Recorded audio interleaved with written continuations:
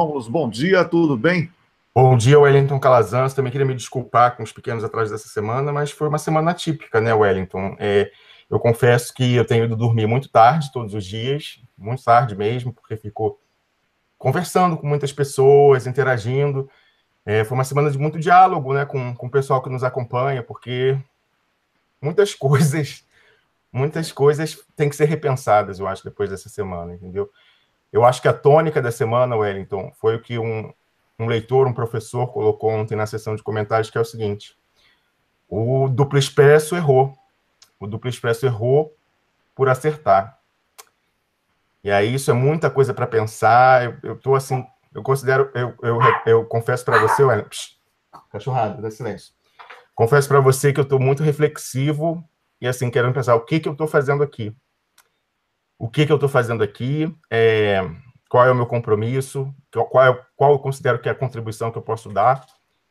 Então, realmente, sim, confesso que por isso que eu estou atrasado, porque realmente eu estou tendo muita reflexão, conversando com muitas pessoas. Então, é por isso. É isso aí, Rômulo. Tem muita coisa a oferecer. Você está jovem, muito jovem. Já vi coisas muito mais delicadas do que tudo isso que você está falando aí. A questão, e isso também é o mesmo mecanismo para tentar destruir a Lava Jato, né? Embora eu fiquei bestificado aí, né, algumas pessoas ditas de esquerda questionando por que a gente queria acabar com a Lava Jato. Qual seria a intenção por trás disso? Não tem intenção por trás, é pela frente. A gente quer acabar mesmo com a Lava Jato, porque a Lava Jato está destruindo o país. Pô. Não tem por trás. O objetivo é esse, é claro. Né? E não é uma coisa abstrata. Né? Da nossa parte, você sabe que a gente protocolou na 13ª vara, antes da primeira sentença do Lula, já para tentar desconstruir, né, em cima de nulidades processuais, para auxiliar aí. Depois protocolamos no TRF4, né, protocolamos uma série de coisas demonstrando o caráter vil, né, da magistratura e do Ministério Público, de integrantes, né, de integrantes mais, né, do Ministério Público da magistratura no Senado, para tentar levar a lei Cancellier à frente, inúmeras sabotagens. Então, não é uma questão só de retórica, né, como o Wellington advertiu, Marighella. Aqui não tem Marighella, nós agimos efetivamente. Tem papel protocolado, tem sido feito, mas existe um limite chamado competência material. Né? E aí, o que é competência material? Quando você pode fazer alguma coisa, você tem uma legitimidade ativa, uma coisa para poder agir. Né? Então, a gente se utiliza, o pessoal junta as ideias e tal, põe no papel, aí eu, como advogado, humildemente, vou lá, né, e protocolo, porque isso está dentro da minha competência, dos limites da minha competência, protocolar algumas coisinhas e tal.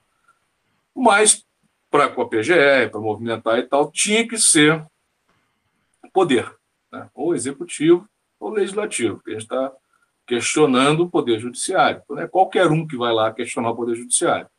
Existe um limite. Né? Então, em cima disso é que foi feito aquele Tacla Duran e o Rugido do Leão. Né? O efeito não foi bom, porque entenderam como uma pressão, e aí deu toda aquela confusão, né, que a gente está querendo mandar no cara e tal, e aí ficou aquele disse-me-disse. O resultado não foi bom. Então, a questão, se tem alguma coisa que a gente pode fazer, é dizer que a intenção era essa, né? Era uma pressão no bom sentido, não de sei lá, recriminar ou diminuir um parlamentar ou outro. Teve a questão particular, né? Que, infelizmente, fizeram chegar no ouvido do Rômulo aí o áudio, né? E aí provocaram o estupim. Acho até que foi uma coisa meio ensaiada isso aí para desestabilizar, porque quando a gente se deu conta, estava nessa armadilha. E o público se encheu, lógico, né? A pessoa quer aqui aquela proposta que a gente tinha antes. Aprendizado, aprimoramento, ações efetivas para poder estar saindo dessa confusão. Rubens, Não, Rubens, me permite só uma complementação, concordo com tudo que você disse até aqui, mas antes de você entrar, eu falava com o Wellington que esses dias eu tenho passado por muita reflexão, entendeu? Em inglês falava soul searching, assim, né? Vendo, eu quero saber qual é o meu papel, qual é o nosso papel aqui, porque, como eu falei para você, um professor ontem falou algo que me fez pensar, ele falou, olha, o Duplo Expresso errou por acertar. E é verdade, então você vê, eu estava aqui fazendo um retrospecto, todas as denúncias que nós conseguimos contra a Lava Jato, elas vinham sendo ignoradas, mas elas eram mais fáceis de ignorar. Então, quando a gente trouxe a questão do Eduardo Cunha, o acordo, aí eles falaram, não tem um documento lavrado em cartório. O deputado me falou isso, né? Você não tem uma prova documental que houve esse acordo. Realmente, não tinha essa prova diabólica. Aí depois, quando nós falamos a questão da prisional do Cunha, mesmo trazendo provas, o pessoal não falou nada. Beleza. Aí depois a gente trouxe o evento que soltou a barata voadora em Curitiba, que foi o áudio da fonte do TI do Odebrecht, falando como foi toda a farsa da investigação, falando da destruição iminente, que vai se dar em 83 dias, de forma definitiva das provas da inocência do presidente Lula. E aí esses também ignoraram, mas aí dava para dizer, isso aí ninguém sabe a procedência, eles não disseram quem é a pessoa, é anônimo, você até sabe que você visitou a pessoa, inclusive, aí no Brasil. Aí beleza, passou esse. Aí depois já um que foi mais difícil, que foi aquela questão da FRA, que era a empresa americana que resgatou os arquivos, e você contrastando o relatório que ela tem no site dela, acessível a qualquer pessoa, e as informações que dão a Lava Jato do Brasil sobre a quantidade de documentos, o que foi entregue ao Brasil, à Suíça e aos Estados Unidos, você via que era mentira da Lava Jato. Isso teve uma enorme repercussão, inclusive não fomos nós que percebemos, isso foi uma colaboradora, que continua colaborando e mandando coisas, mas aí ali ainda dava para disfarçar, porque era uma questão muito técnica. Então, o grande público não entendeu o que era FRA, qual era a diferença, porque entra MyWebDay, então ainda dava para se fingir de morto.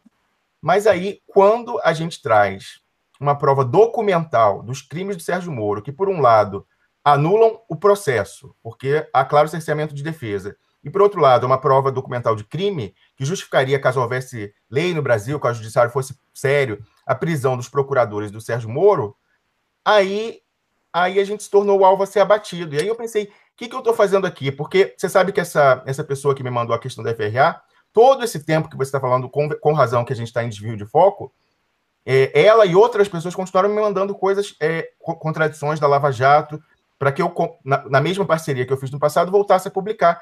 Eu confesso para vocês, eu falei isso com o Wellington, comecei em confidência, conversando com o Wellington, eu falei, eu estou completamente desestimulado, porque quanto mais provas eu trouxer que desmontam a Lava Jato, por consequência, ajudam o presidente Lula, mais eu vou ser atacado, não pela Lava Jato, mas por células que eu pensava que estavam do nosso lado. Então, assim, o que eu estou fazendo aqui? Eu não estou aqui para mentir, eu não estou aqui para manipular ninguém, eu não estou aqui para tocar a flauta mágica e dizer, olha, a gente vai ajudar a salvar o Lula, trazer o documento que é para ser usado politicamente e ele não ser usado, porque é isso que está acontecendo. A gente sabe que juridicamente não adianta nada. A nossa esperança era que quem tem mandato, como você falou, quem tem competência material, usasse. Não vai acontecer. A gente viu, pelo contrário, quando a gente expôs mais ainda que eles não fariam, aí a gente virou o alvo a ser abatido, perigosíssimos, desde a semana passada. Então, eu realmente eu tenho que pensar aqui o que eu vou fazer. Eu não sei o que eu vou fazer, Rubens. É fundamental o que você está falando. Eu vou fazer uma breve interrupção, porque eu concordo com o que você está falando.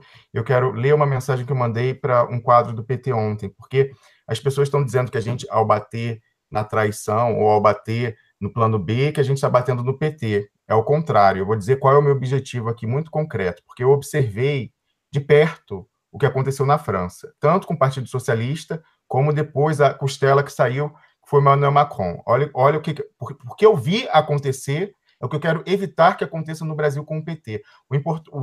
O desdobramento principal não será a eleição de 2018, será o pós-2018, o que ocorrerá com o PT. Olha o que eu coloquei. A candidatura Haddad, que agora tenta se relançar depois de ter queimado a largada, representa a capitulação. Representa ou, alternativamente, perder a eleição para a direita, ou 2, pior ainda, ganhar e representar o fim do PT, que seria destruído por dentro, assim como François Hollande destruiu o Partido Socialista francês. Porque ele chega lá e faz uma política que é completamente divorciada das bases, e aí o neoliberalismo envergonhado, que nós conhecemos, e quando chega na eleição seguinte, com esse divórcio das bases, vai surgir um vácuo político. E como diz Wellington, em política não há vácuo. Então, você vai surgir uma nova liderança, um novo partido, uma força política que vai cortejar essas bases alienadas por uma política. É muito difícil você dizer que vai manter a distância entre PT e um governo neoliberal envergonhado hipotético de um Haddad, quando ele tem a caneta. Todo mundo sabe que o poder da caneta é um assédio terrível. Então ele vai... O Hollande mantinha o controle do PS, mesmo sendo o presidente mais impopular da Quinta República. Então eu falei, o PT no resto do Brasil vai ficar parecendo que ele é o que é o PT no Rio de Janeiro hoje, depois dos anos de casamento com o Sérgio Cabral. Uma micro-legenda histórica. Vai abrir espaço para representação muito pior no campo popular. No caso do Rio, hoje em dia a esquerda é PSOL, não existe mais o PT, não é mais relevante eleitoralmente, principalmente em eleição majoritária. Em nível nacional, não sei quem tomaria. Tem que ver quem conseguiria herdar o voto popular, verdadeiramente popular, como o voto do Nordeste, o voto da Baixada, o voto das periferias de São Paulo, o voto da Zona da Mata, o voto do Vale do Jequitinhonha, porque esse voto não é esse voto limpinho de esquerda moderninha, social-democrata europeia, de costumes, né? Não é. Esse voto é outro. A pessoa com quem o Lula tem interlocução direta. Então, aí agora, em resumo, os míopes não conseguem ver, mas lutando contra a traição a Lula, estou lutando, mais que pela eleição de 2018, pela sobrevivência do PT enquanto partido relevante para além de 2018. Se ganhar a direita, o PT será destruído pouco a pouco, como está sendo já pelo judiciário, casado com os políticos de direita. Ganhando a esquerda fake, a Haddad Ciro, né, a chapa FHC ou a chapa FH, o PT será destruído por dentro, como foi o Partido Socialista Francês. Acho que essa última hipótese é ainda pior que a primeira, ou seja, ganhar com essas pessoas é pior do que perder, porque é definitiva. O PS acabou, o PS era um partido de mais de 100 anos de história, teve que vender até a sede, porque não elegeu deputado, não tinha mais verba para alugar o prédio da sede. Quer dizer, vendeu e foi alugar um lá na periferia. Falei, é definitiva, uma destruição definitiva, o PS acabou. Falei, e não sobra nem ao menos o capital político da vitimização.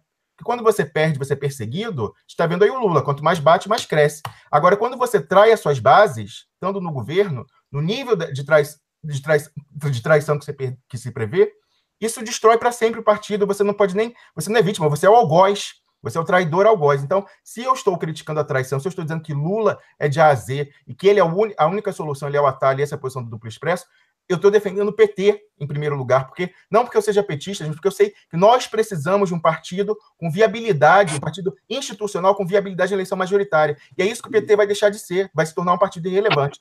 Para além de 2018, essa é a minha preocupação. Para 2026, 2040, tudo, 2030, 2034, tudo isso aí. O PT vai... Se o PT, se o PT vencer a eleição com quadros que traiam a base, o partido vai ser destruído por dentro. É isso que as pessoas têm que entender. Então, por isso que nós estamos combatendo a traição. Então, assusta muito a história do plano B e eu precisava fazer esse comentário, Rubens. Rubens, antes de passar para você...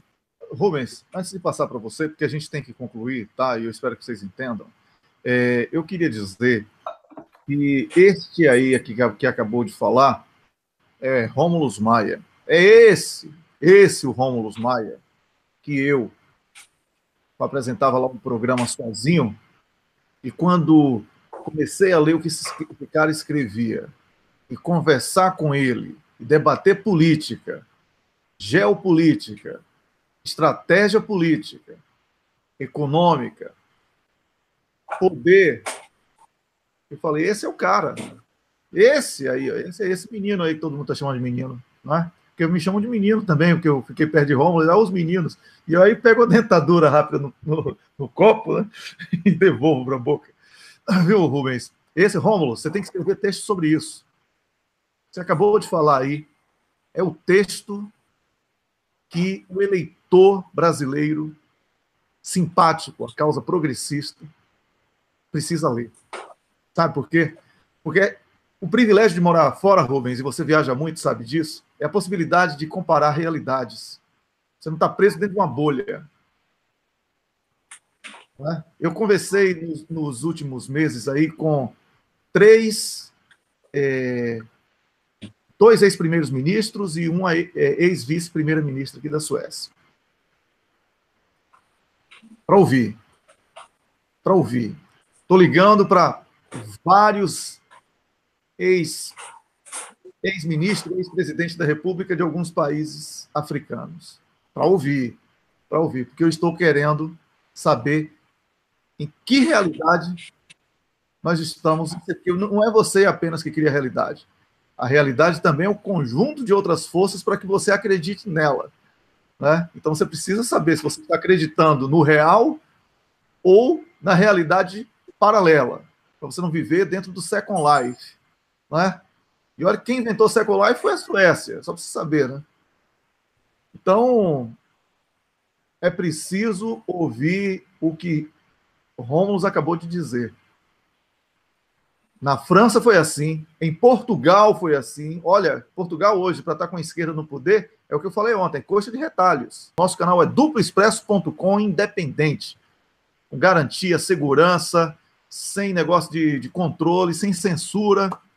Wellington, importante você falar isso, o pessoal tentou derrubar no dia que a gente publicou o documento, as pessoas estão falando, a gente vai continuar falando desse documento, que a gente crê nele, foi o documento que gerou os ataques da gente. Mas sabe que no dia que a gente publicou aquele documento, foi a primeira vez que conseguiram derrubar o site, mas derrubaram por 3 minutos, porque a gente tem do nosso lado os melhores assessores possíveis, hackers ativistas, que são chamados hacktivists em inglês, nos assessorando, e o cara falou, que besteira, pum, 3 minutos botou o site no ar. Então, a gente tem a melhor configuração técnica para proteção e não há como atacar. Então, isso também tem. O problema do Duplo Expresso, por que ele é tão perigoso, em aspas, de parlamentares que acham a gente perigoso? Porque a gente tem a total liberdade para falar a verdade, eu e você vivemos em estados de direito, com tradição da proteção das garantias individuais, então a gente tem liberdade de consciência plena, liberdade de expressão, que é o perigo mesmo para essas pessoas, que é a liberdade de informação que nós estamos fazendo a partir da Europa para o Brasil. E eu falei ontem no artigo que eu escrevi, para impedir isso, só se eles tomarem a atitude extrema de estabelecer uma Great Firewall, uma grande parede de fogo, como faz a China, para impedir o acesso de sites estrangeiros subversivos. Mas aí, nesse caso, sempre tem VPN, o pessoal sempre burla, não vai adiantar. A gente vai ficar aqui, vai ser que nem a rádio BBC durante a guerra, Wellington, que no continente europeu o pessoal ficava ouvindo, no continente que estava em ocupação nazista. A gente vai fazendo isso, sinto muito, vamos continuar. Tá bom? E nós estamos, sim, de A a Z. Nem venham aí com o plano FH Plus C, que a gente não vai, né, admitir isso aqui. Até porque nem tem perfil, não tem pinta de nada e tal. Né? Vamos nessa. Vamos desligar aí, tá? Um abraço para você. Segunda-feira, às 6 da manhã, a gente volta com o Duplo Expresso. Mas Duplo Expresso de domingo é às 6 da tarde do domingo. O Rubens já está intimado. E aí a Camila vai ver se vai ser com a Fatorelli ou com outro convidado. E a gente anuncia previamente, tá bom? Então, o pessoal vai reclamar que não tem cocô do dia. Cocô do dia? Opa. Meu cocô do dia vai para o governador de Minas Gerais, Pimentel. Está aí lutando para que os pobrezinhos dos bancos recebam dinheiro dos impostos antes do Estado. Que lindo! Que luta generosa essa sua, viu, Pimentel? E você, Rômulus? Em parte coincidente com a sua, mas eu vou falar das células que, talvez querendo ou não, ao capitularem, estão condenando o PT à morte para além de 2018. E você, Rubens? Meu cocô do dia continua sendo o Lava Jato.